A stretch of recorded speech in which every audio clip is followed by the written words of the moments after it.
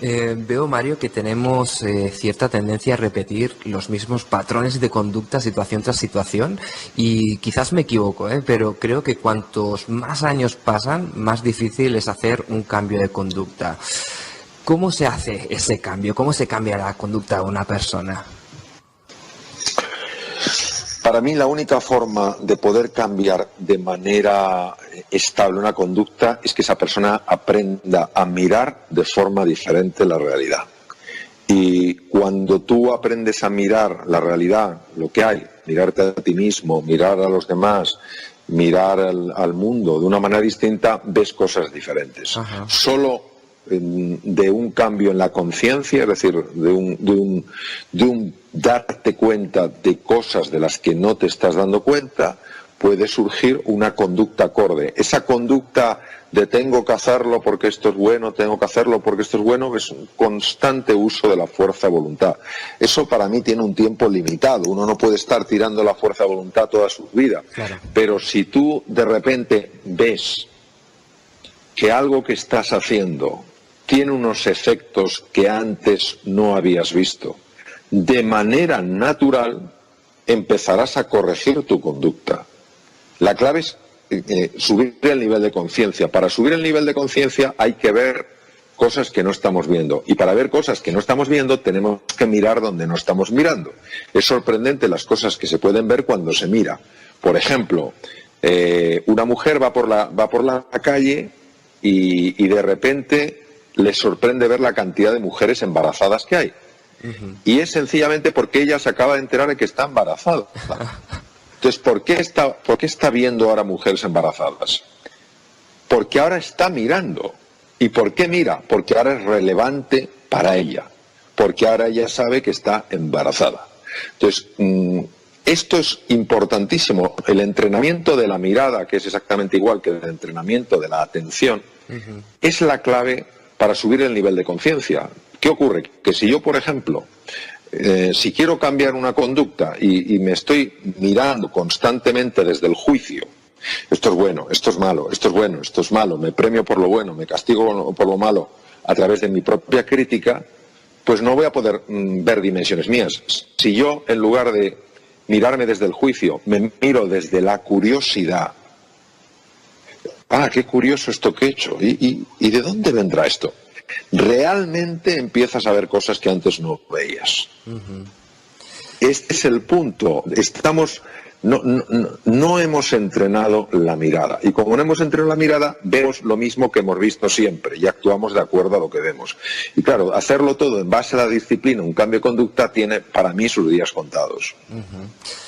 Mario, me da la sensación de que el ser humano de por sí es un ser que tiende a lo negativo, ¿no? Porque es mucho más fácil dejarse llevar por emociones negativas o incluso por pensamientos negativos y limitantes que por pensamientos positivos. ¿Se puede hacer un reset o se puede cambiar el chip o es algo que va con nosotros? Bueno, vamos a ver. Es verdad que a nivel cerebral, a nivel de lo que es el funcionamiento de nuestro sistema nervioso, pesa más el peligro que la oportunidad. Y es perfectamente comprensible y tiene todo el sentido del mundo. Es decir, era más importante ver marcas del leopardo antes de que el leopardo lo tuviéramos delante de las narices que descubrir dónde estaban las moras más jugosas de la selva. Entonces, este hardware cerebral es verdad que está muy polarizado hacia lo que es detectar la amenaza por encima de detectar la oportunidad. Sobre todo en algunas personas que ya al nacer, y se han hecho registros muy bonitos, muy interesantes en este sentido, al nacer muestran que esta tendencia a enfocarse sobre todo en el riesgo es mayor de lo que habitualmente es. Entonces hay distintas tipologías que muestran que esta tendencia natural a fijarse más en el peligro y en la amenaza en algunas personas está en un nivel más alto de lo normal. Es decir, son personas que es muy raro que cometan un error porque estarán constantemente calculando todos los riesgos, pero también es muy difícil que consigan algo que valga la pena. porque no se arriesgarán nada. Personas que en un mundo tan cambiante como el actual tienen niveles de ansiedad verdaderamente notables. Dicho esto, aquí entra en juego la mente. La mente es un instrumento de la conciencia, que es decir, la mente es algo de excepcional poder que nadie ha sido capaz de definir porque se escapa a toda descripción, pero si tenemos intuiciones, si tenemos sensaciones, si tenemos algunos elementos que por lo menos a nivel de boceto nos permiten comprender lo que es la mente. Entonces, la mente es un instrumento que nos permite, que permite a la conciencia, al darse cuenta, interactuar con el entorno. La mente humana está al servicio de la conciencia. Gracias, cuando una persona verdaderamente está equilibrada, cuando una persona realmente está ilusionada, el tipo de pensamientos que produce son pensamientos que ayudan mucho a que esa ilusión, ese estar equilibrado, pueda traducirse, por ejemplo, en la fabricación de cosas, en la realización de proyectos, en la elaboración de estrategias, pues que ayuden, por ejemplo, a crear abundancia y prosperidad para muchas personas. Pero algo nos pasó en algún momento de nuestra evolución, de nuestra historia, y la mente se contaminó con un pensamiento que cada vez voy teniendo, entre comillas, más claro que es la raíz de todos los problemas que tenemos los seres humanos. El pensamiento con el que se contaminó es una idea de separación, que estábamos separados de los demás, que estábamos solos y perdidos, que estábamos aislados. Es decir, es un pensamiento que hace que cuando ves a una persona no solo la veas distinta, sino que la veas distante. Esto ha llevado en gran medida, es lo que se llama la mente dualista o la mente condicionada, ha llevado en gran medida a que el ser humano se posicione siempre en la idea de que vive en un universo hostil. Y al tener esa idea de que hay hostilidad, inevitablemente está constantemente posicionándose, atacando, contraatacando y defendiéndose. Claro, la mente, como puede llevar a cabo en el mundo físico aquello que nosotros creemos, pues claro, si uno se siente en peligro, pues se armará bien. Si uno cree que el otro es un contrincante, el mejor contraataque es un buen ataque. Y todas estas cosas, y creo que gran parte de la violencia que lamentablemente se experimenta en el mundo es fruto de esta mente dualista, que es una mente de prisas, es una mente constantemente de hacer, constantemente de competir, constantemente de buscar el estatus, de buscar las posesiones, de buscar el dominio, etcétera, etcétera, ¿no? ¿Qué pasa? Que para mí la forma de cambiar esto es ir más allá de esta idea, es decir, ver que las otras personas que pueden ser distintas no pueden ser definidas solo por su forma de pensar. Hay personas que tienen un corte político y hay otras que tienen otro. Hay unas que tienen un corte educacional y otras tienen otro. Pero la persona es mucho más que su corte político, la persona es mucho más que su tema educacional. Entonces, cuando uno mira a esa persona, entendiendo que esa persona, aunque piense distinto que tú, aunque tenga un background radicalmente diferente, venga de una cultura distinta, sea de un partido que no te gusta, etcétera, etcétera, cuando tú ves que esa persona en su interior también tiene ilusiones como las tienes tú, tiene necesidades, tiene preocupaciones, tiene angustias y que al igual que tú quiere ser feliz, mucha de la animadversión, mucho del rechazo se va mitigando. Y entonces te das cuenta de que al final el resto tiene muy poca importancia, porque cuando dos personas conectan a nivel personal, qué difícil es que puedan entrar en conflicto. Es muy conocido algo que ocurrió en la Primera Guerra Mundial, que duró del 1914 al 1918, que es la famosa guerra de las trincheras y el gas mostaza, donde se hizo una parada en medio de la guerra para celebrar,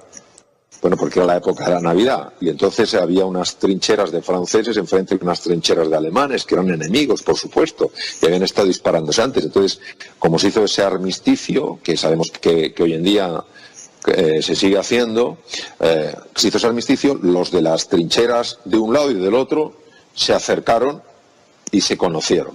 Wow. no hubo manera después de que se trataran como enemigos. Qué bueno. No hubo manera, no, eran incapaces de dispararse. Entonces, mayor separación que eso, no solo son de distintos países, son enemigos mortales. Y sencillamente conocerse a nivel personal diluye esas animadversiones, diluye esos miedos. Y creo que es importante, sobre todo en el mundo actual, donde pues vemos también tantos gestos de violencia, no solo física, sino verbal, etcétera, etcétera, que entendamos que hay algo en la profundidad del ser humano que nos une a todos. Entonces, claro, si tuviéramos más asentado este sentimiento de unidad, de manera natural, muchas de las animadversiones, muchos de los conflictos destructivos, de forma automática se desvanecerían. Por lo que has venido explicando, Mario, veo que en general somos grandes anticipadores y tenemos como mucha tendencia en anticipar siempre pensando en negativo, ¿no? Quizás debido al miedo, ¿no?, que comentabas, más que anticipar en positivo y de forma pues planificadora para afrontar nuevos retos. ¿Significa eso que la mente no ha evolucionado todavía lo suficiente para anticipar de forma, digamos, funcional? Yo creo que las personas hemos avanzado muchísimo tecnológicamente, por supuesto, de eso no cabe duda, que la tecnología hoy en día es la locura, pero creo que hemos avanzado muy poco psicológicamente. Es decir, sigue habiendo un profundo egoísmo en nuestro corazón, sigue habiendo una profunda envidia en nuestro corazón, sigue habiendo una profunda violencia en nuestro corazón, y eso inevitablemente se expresa en mayor o menor medida. En algunas personas saldrá más, en otras saldrá menos. Y esa falta de evolución es debido precisamente siempre desde mi perspectiva, desde mi experiencia, que seguimos atrapados en un modelo mental que no funciona. Un modelo mental que sí funciona para construir cosas, para avanzar tecnológicamente, pero un modelo mental que no funciona o no funciona lo suficientemente bien para unir personas. ¿Qué ocurre respecto de lo que tú comentas, Víctor, de la anticipación? Anticiparse es siempre importante, pero lo que realmente transforma la existencia es llevar tu mejor versión a cada momento del presente. Porque si tú en cada cosa que estás haciendo estás poniendo lo mejor que hay en ti, de forma natural estás construyendo un futuro prometedor desde un presente donde estás verdaderamente comprometido. Está bien, obviamente, tener pues unas previsiones de cara al futuro, pero lo que hay que tener mucho cuidado es en vivir en el futuro, cuando en realidad el único tiempo que existe es el presente, el que pueden tocar nuestros 5 sentidos. ¿Qué pasa con la mente que estoy llamando la mente condicionada, la mente dualista? El problema de la mente dualista es que utiliza la proyección al futuro, que es natural en la mente, porque hay áreas cerebrales, la corteza prefrontal, que lo que permite es mirar al futuro. Lo que utiliza la mente dualista, esta mente que está enferma, realmente enferma, lo que hace es proyecta al futuro, pero lo que proyecta es la preocupación, es la ansiedad, es la angustia de lo que puede pasar. Qué pocas personas realmente cuando están proyectando el futuro están sencillamente anticipando posibilidades. La mayor parte de las personas que proyectan el futuro es para preocuparse porque su hijo se fue hace 3 días y no ha llamado, porque estamos en un tema de cambio y no sé lo que va a pasar con el puesto de trabajo, etcétera. Cosas que nos parecen completamente normales porque estamos, repito, dentro del agua y no sabemos que hay un mundo fuera del agua. Pero lo mismo hace con el pasado, es decir, cuando la mente dualista nos lleva al pasado, ¿a qué nos lleva?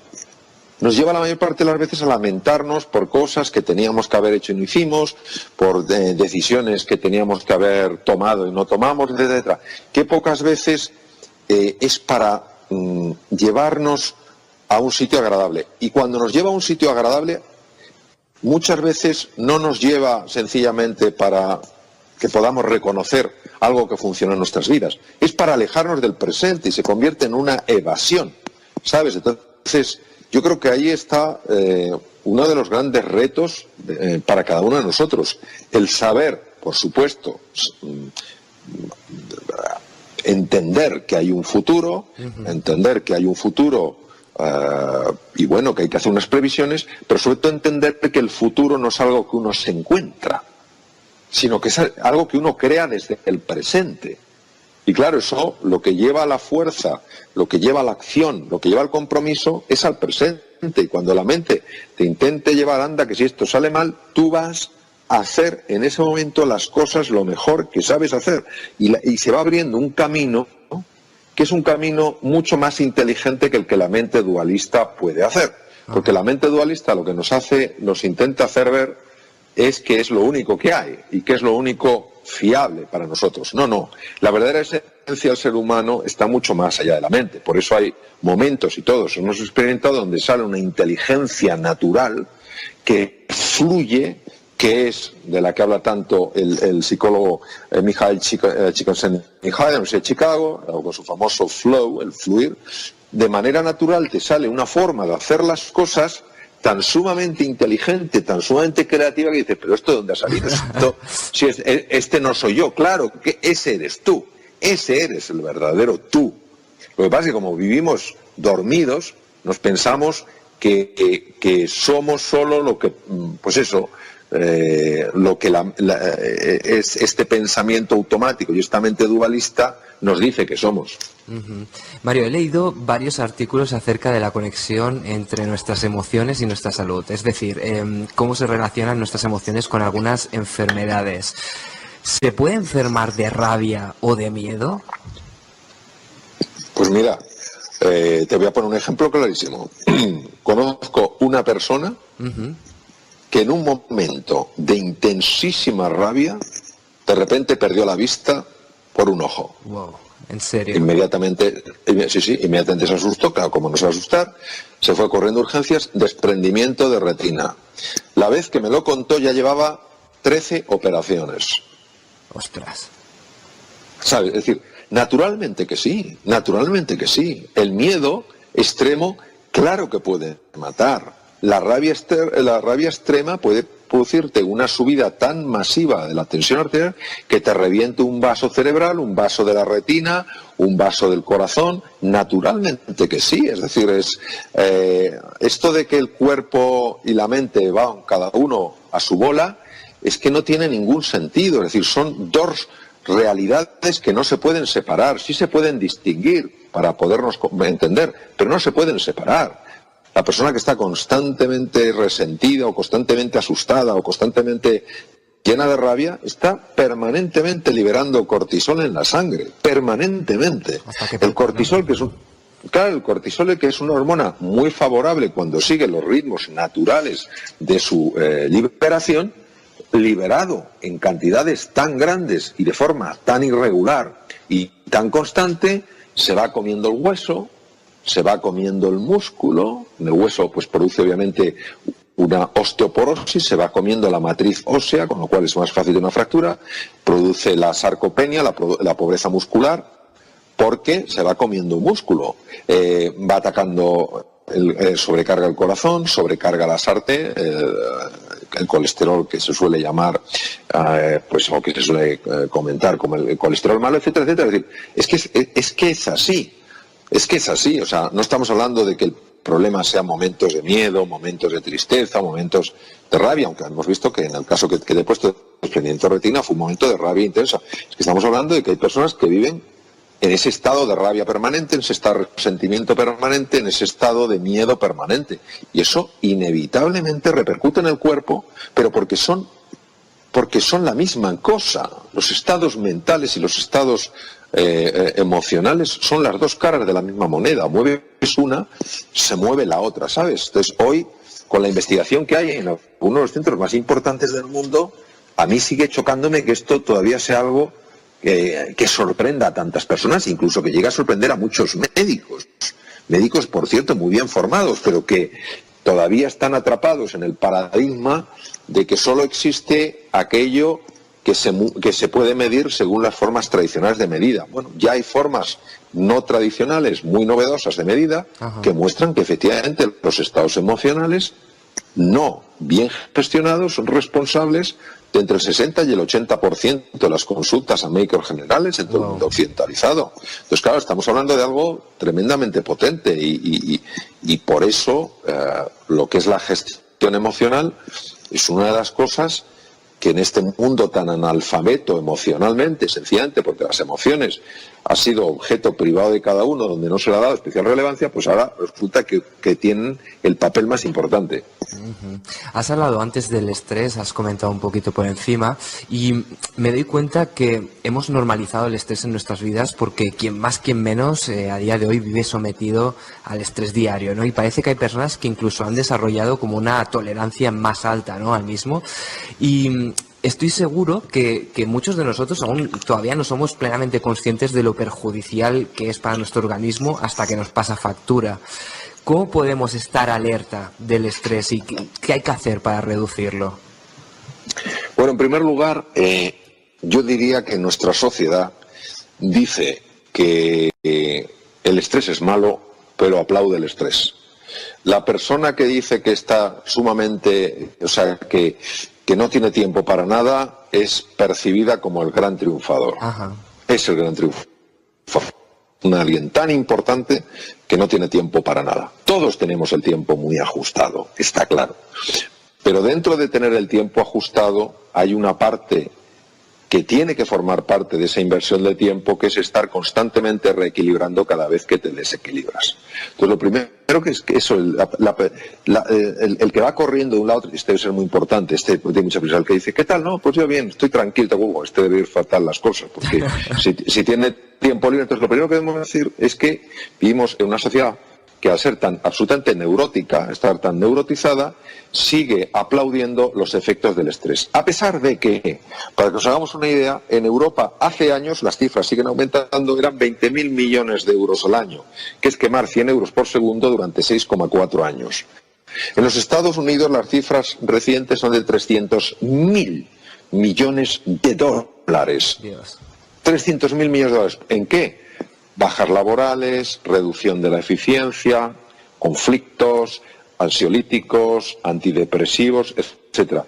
Pero nuestra sociedad sigue pensando que el ir deprisa corriendo de un lado a otro es un signo de que eres una persona importante y que te van bien las cosas. Entonces, ¿qué podemos hacer? Darnos cuenta de que esto es absurdo, de que para poder funcionar bien en la vida hay que estar equilibrado. Que si una persona no está equilibrada, todo lo que haga, tomar decisiones, resolver problemas, ir a visitar a un cliente, tener una charla con su hijo, con su mujer, con su marido, con su amigo, con su novia, con quien sea, va a estar impregnado de esta tensión. Sabemos perfectamente que cuando una persona está sometida a niveles muy elevados del estrés negativo, que se llama distrés, el cerebro experimenta cambios muy profundos y entre estos cambios podemos destacar la muerte de neuronas del aprendizaje y la memoria. Es decir, hay que volver a la sensatez. Si es que cuando una persona está equilibrada, es mucho más eficiente. Es como el leñador que afila su hacha, cortará más árboles que aquel que no afila su hacha. Y el que no afila su hacha se preguntará por qué le tocan los árboles más duros del bosque. No es que te toquen los árboles más duros del bosque. Es que como no tienes el hacha afilada, cada vez vas a tener que levantarte más temprano y acostarte más tarde, porque no tomas ese espacio de tiempo necesario para afilar tu hacha. Entonces, creo que, y además hay muchas empresas, esto ya se está empezando a tomárselo muy en serio. Periodos donde las personas pueden parar, pueden estar a solas para reequilibrarse, porque estamos todos constantemente desequilibrándonos. Entonces, ¿qué es lo que podemos hacer? Primero, caer en la cuenta de que esto no es una cosa que ya la haré.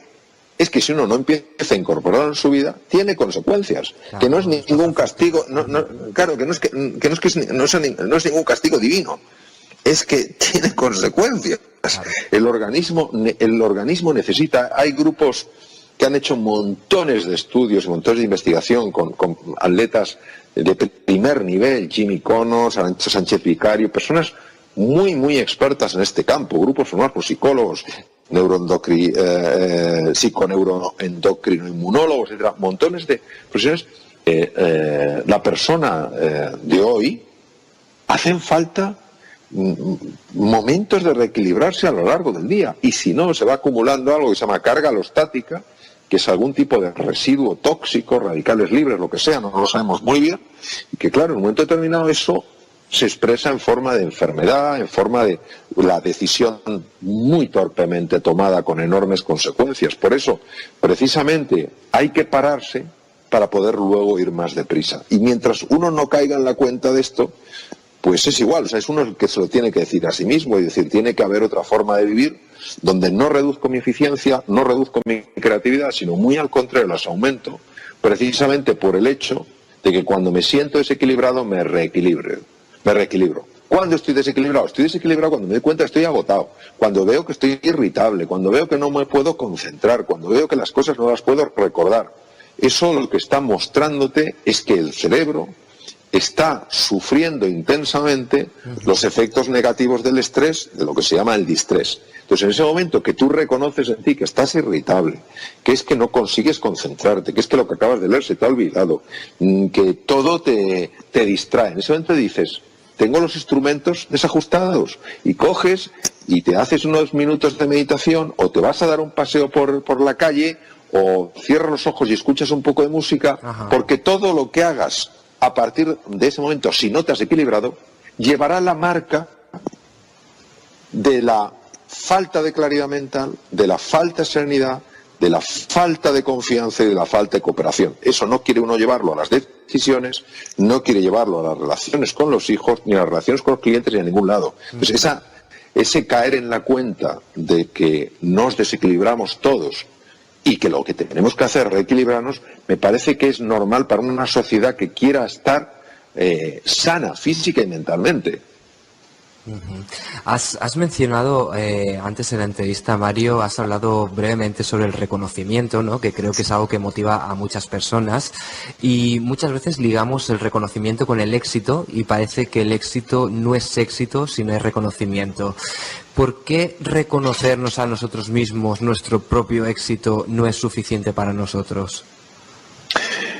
Bueno, yo creo primero que tenemos que redefinir lo que es el éxito. El éxito es algo muy personal de cada uno. Hay gente que son tremendamente idolatrados por un montón de personas y que en su interior están hechos polvo. No tiene sentido lo que hacen, aguantan el tipo como pueden, sonríen forzando todos los músculos del cuerpo, los demás creen que son gente de éxito, ellos no se sienten así. Por tanto, yo sería tremendamente respetuoso con lo que cada uno defina como éxito. Pero no es la sociedad la que tiene que definir qué es el éxito. Es verdad que la sociedad premiará unas cosas y no premiará otras, pero el que tú lleves una vida feliz no puede depender de lo que la sociedad premie o no premie, porque la sociedad tiene un montón de cosas estupendas, pero en esto de entender a las personas está todavía en párvulos. Respecto al tema de por qué es tan importante el reconocimiento. Es tan importante el reconocimiento porque al no conocer de verdad nuestra naturaleza, que es una naturaleza llena de grandeza, basamos nuestra autoestima en un punto de referencia que son los demás. Entonces los demás se convierten en espejos a través de los cuales nos miramos. Si yo tengo claramente la experiencia de que como ser humano valgo la pena, de que hay grandeza en mi interior, las opiniones de los demás me pueden importar, pero no me van a trastornar.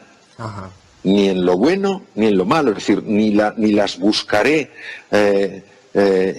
insaciablemente para que constantemente me estén diciendo lo bueno que soy, ni me destrozará cuando me digan es que no vales para nada, no llegarás a nada. Sencillamente serán comentarios de los cuales sacaré alguna información que obviamente me puede ser útil, pero no se convertirán en la única referencia. Ahora, si yo, que desconozco profundamente mi valor como persona y que puedo incluso tener dudas de mi valor como persona, tal vez porque de pequeño alguien, más fruto de su ignorancia que de su maldad, me dijo no llegarás nunca a nada, y eso lo tengo dentro, estaré constantemente buscando referencias que me digan que sí valgo. ¿Dónde encuentro las referencias si no las busco dentro? Las buscaré fuera. Claro. Entonces, claro, esta avidez de reconocimiento es tan intensa en el ser humano precisamente por eso, porque se convierte en una referencia. Dicho esto, obviamente creo que es importante y es justo reconocer a las personas cada vez que hagan algo que verdaderamente añada valor, digamos, a la vida de alguien. Ahora, lo que creo que es contraproducente es esta dependencia excesiva del reconocimiento. Uh-huh. Para finalizar, Mario, hay una pregunta que le hago a todos los invitados que pasan por el podcast, que está justamente relacionada con este tema, que es ¿qué es para ti el éxito?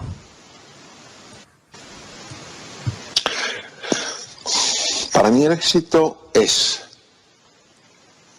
decir sí a la vida, cueste lo que cueste.